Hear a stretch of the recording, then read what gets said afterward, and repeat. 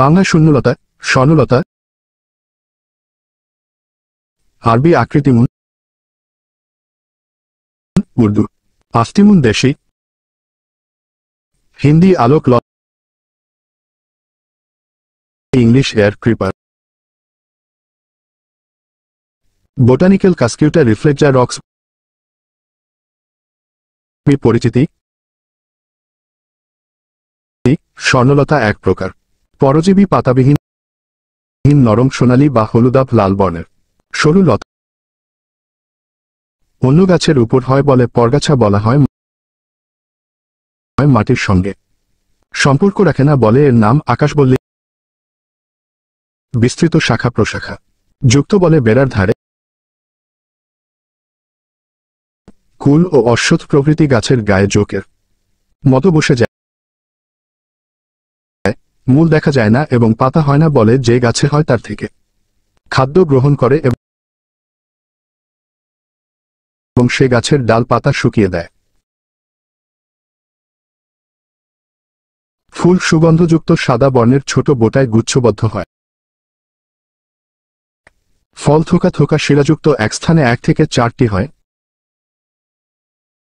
বীজ কালতোকমে কছুছের মতো বলে কছুছের সঙ্গে ভেজাল মিশানো হয়।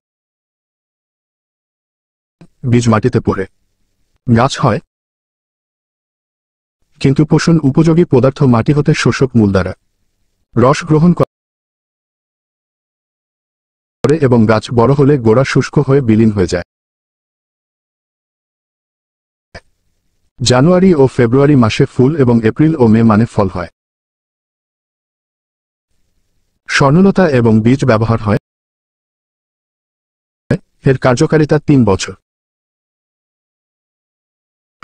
মাত্রা স্বর্ণলতা 25 থেকে 125 লিমিটেড গ্রাম পর্যন্ত সেবন করা যায়। উপকারিতা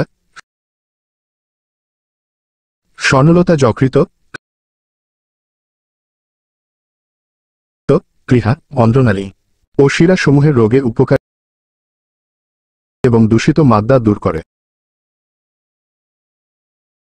পাকস্থলীর বদ্ধমল ও বায়ু নির্গত করে এবং আমাশয় রোগে উপকারী।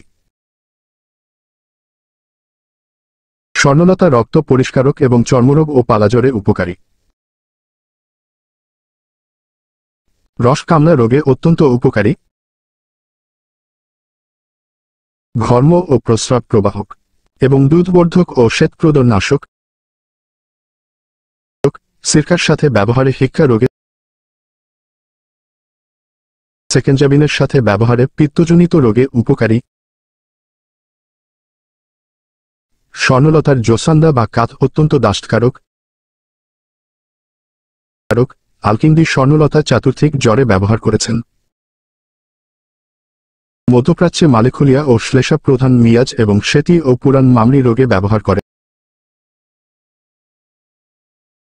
সিন্ধু ও পাঞ্জাবের ডাক্তাররা স্বর্ণলতার বীজ সারসাপেরিলায় মিশিয়ে সালসা প্রস্তুত করে বহুদিনের স্থায়ী জ্বর এবং যকৃত রোগে ও পিপাসা দূর করার জন্য ব্যবহার করে।